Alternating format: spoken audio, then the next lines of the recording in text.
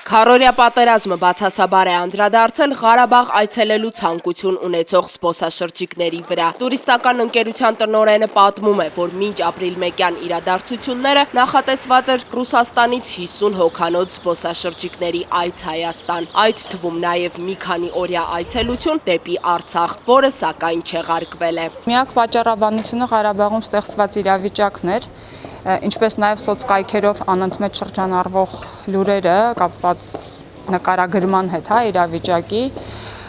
եւ այս պատճառով իհարկե չեղարկվեց։ Մինչդեռ նախկինում Սյուզաննա Մալխասյանի հավաստմամբ նման խնդիրներ չեն ունեցել։ Հակառակը Հայաստան եկած ցանկացած զբոսաշրջիկ պարտադիր այցելել է նաև Արցախ։ Լեռնային Ղարաբաղի էկոնոմիկայի նախարարության զբոսաշրջության վարչության ծրագրերի կառավարիչը ևս մտավախություն ունի, որ ռազմական գործողությունները բացասաբար են անդրադառնալու զբոսաշրջիկների քանակի վրա։ Նրա խոսքերով, թեև Արցախում դեռ նոր է բացվում տուրիստական սեզոնը եւ վիճակագրական տվյալների մասին խոսելը դեռևս վաղ է, այդուհանդերձ Արցախի դրական հեղինակությունը որոշ առումներով կփոխվի։ Այս քառօրյա պատերազմը հենց ազդել է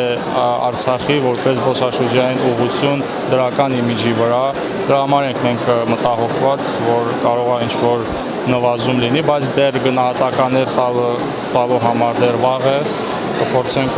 այսինքն միջև ամառվա սկիզբ հասկանալ ինչ է կատարվում ընդհանրապես Արցախում զբոսաշրջության հետ։ Հիմա շատ կարևոր է, որպեսզի տարբեր տեղեկատվական ծրագրերի ու միջոցառումների միջոցով փորձենք վերականգնել Արցախի դրական հեղինակությունը թիրախային շուկաներում, շեշտում է Արտակ Գրիգորյանը։ Վերջինիս պնդմամբ 2015 թվականին ունեցել են մոտ 15% օտարերկրյա զբոսաշրջիկների աճ։ Վիճակագրության համաձայն մինչև 2014 թիվը մենք ունեինք 35-ից 40% զբոսաշրջիկների քանակի աճ, 2014 թվականին եղավ էլի զբոսաշրջիկների քանակի նվազում մոտավորապես 5%-ով, ինչը պայմանավորված էր մի շարք գործոններով, այդ թվում 14 թվականի այդ օգոստոսյան հայտնի դեպքերը, հետո նորից մեր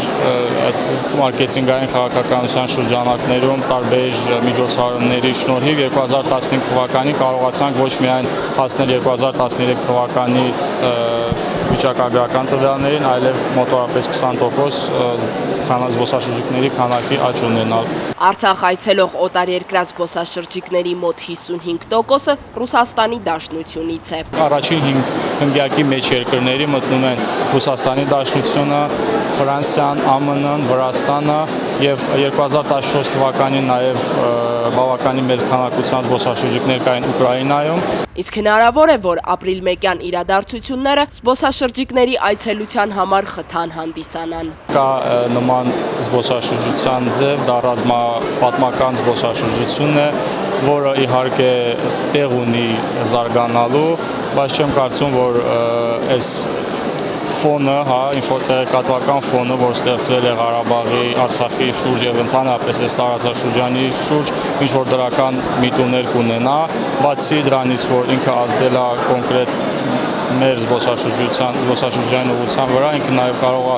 բավականին բացասական ազդեցություն ունենալ տարածաշրջանի վրա, այսինքն հարավկովկասյան տարածաշրջանում։ Ապրիլի 15-ից 17-ը Երևան Էքսպո կենտրոնում տեղի ունեցավ Ինտուր 2016 երրորդ միջազգային մասնագիտացված ցուցահանդեսը, որին մասնակցում էին ինչպես Հայաստանի եւ Արցախի, այնպես էլ Եգիպտոսի, Իսրայելի, Ռուսաստանի եւ բազմաթիվ այլ երկրների տուրիստական կազմակերպություններ։ Ցուցահանդեսին Արցախը մասնակցում էր երկրորդ անգամ։